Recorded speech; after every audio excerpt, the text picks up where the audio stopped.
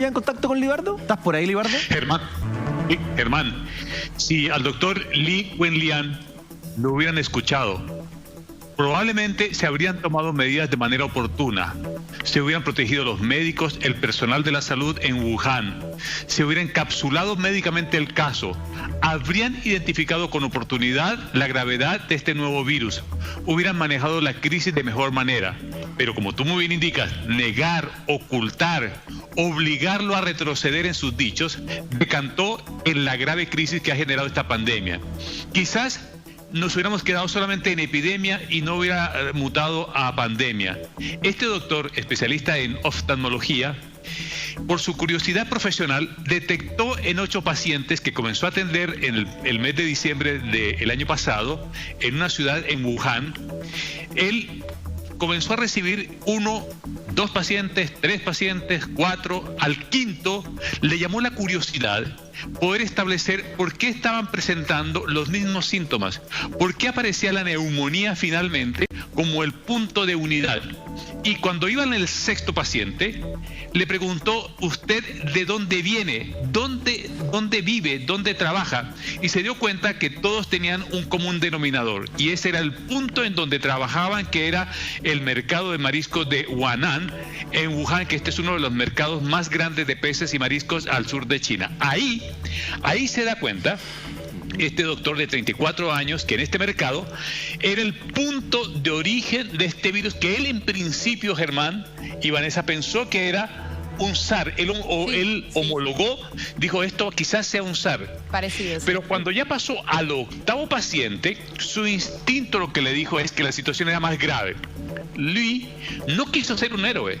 Yo creo que él no pensó ser un héroe. No quiso pelearse con el sistema, no quiso pelear con el alcalde de la ciudad, no quiso pelear con el gobernador de la ciudad, no quiso pelear con la estructura del Partido Comunista en la provincia, sino más bien mostrar que algo estaba ocurriendo de manera extraña. Él no era un disidente del sistema chino. No, claro, no lo era. Claro. Un tipo disciplinado, ordenadito. Libardo, una consulta. ¿Es cierto que él le manda un correo a sus colegas, porque él trabaja en un centro donde estaban estas personas hospitalizadas? Él dice que hay algo parecido al SARS que nos afectó el 2003, y le manda un mensaje, un mail a los colegas para que se pongan ropa protectora. Sí, oye, claro, protéjanse porque esto es bien contagioso, parece ser no sé qué cosa. Y a los pocos días aparece personal de la Oficina de Orden y Seguridad y le dicen que firme una carta, de alguna manera retractándose, porque él había emitido comentarios falsos que habían alterado el orden público. Exactamente, Eduardo. ¿Él qué hizo? Él hace, hay una suerte de red social parecida a lo que podría ser el Twitter, que se llama la Weibo, sí, y él participa de un chat con quienes fueron sus compañeros de facultad, que son 150 personas. Como todos tienen interés en salud, él les escribe y les comienza a describir esto que les estaba mencionando, que se habían acercado 8 personas que eran de un mercado de Wuhan, que todas tenían una característica epidemiológica parecida al SARS, que fue lo que el principio pensó, pero que luego esto a él se le fue diciendo este era un virus de mayor envergadura y la comunicó. Uno de los 150 contactos lo que hizo fue tomar un pantallazo y lo difundió, lo viralizó. Ahí, al viralizarlo, ¿quién entró inmediatamente en acción?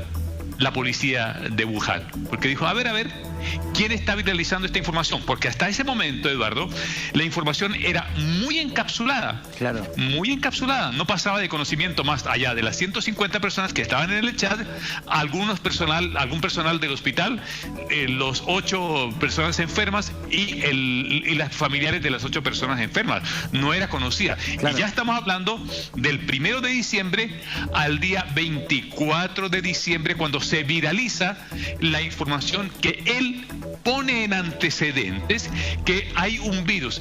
¿Qué dice la policía? Este señor, el doctor Li Wenlian, lo que está haciendo es que está esparciendo rumores, y a partir de esparcir esos rumores que no son ciertos, la policía fue y va a su domicilio, lo visita y le hace firmar una documentación. Pero es que es terrible.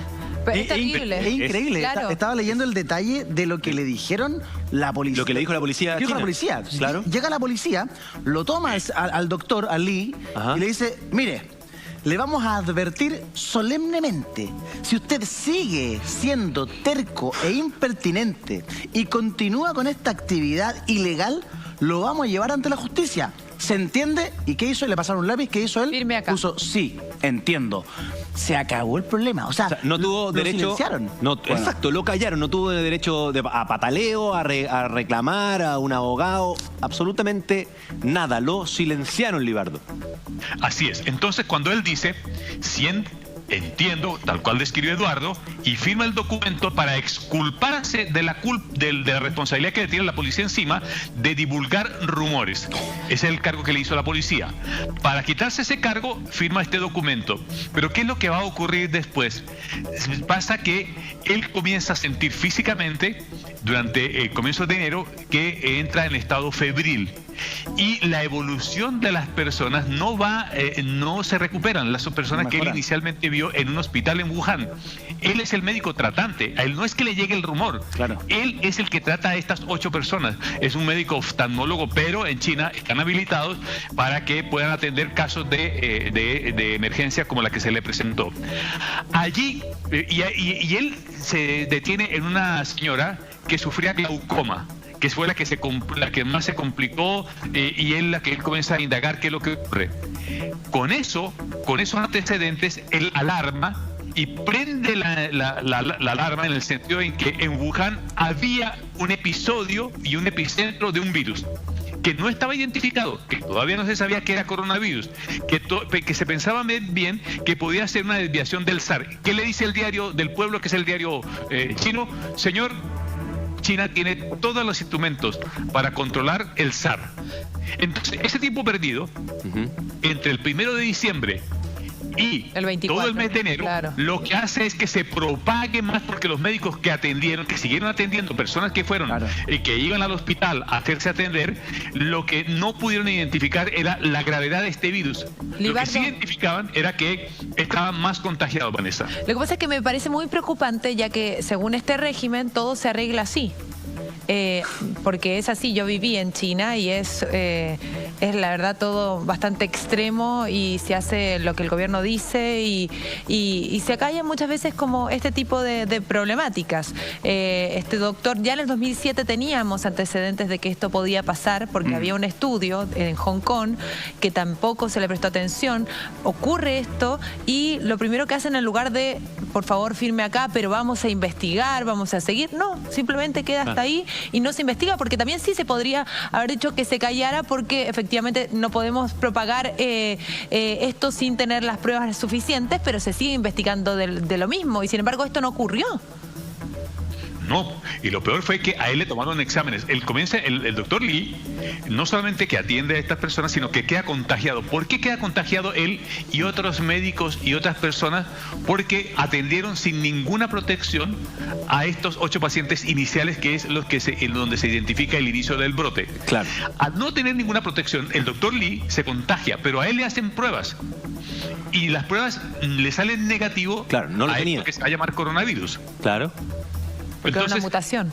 Él se va enfermando, llega el 30 de enero y comienza a hablar más acerca de que en las redes él explica, él pone en su red, en la red del Weibo, en su cuenta, dice, mire, yo me salió negativo, pero sigo con síntomas. Claro. Y eso lo difunden los 150 amigos que se encargan de hacer esta viralización del estado de salud, que son los que hacen visible, por cierto, al doctor Lee, lo convierten en figura en China. Bueno, ¿qué es lo que está pasando en Wuhan que no nos han explicado? ¿Qué es lo que ocurre allá? China comienza a observar, y los chinos, que en Wuhan algo, en esa ciudad, algo raro estaba ocurriendo. Claro. Las autoridades de Wuhan, el alcalde, el gobernador de la provincia de Henan, le negaron a las autoridades centrales de que se tratara de un foco de un virus. Tan grave fue esta evaluación que el presidente de China ordenó cambiar el alcalde, ordenó cambiar el gobernador por la pésima gestión de manejo de la crisis.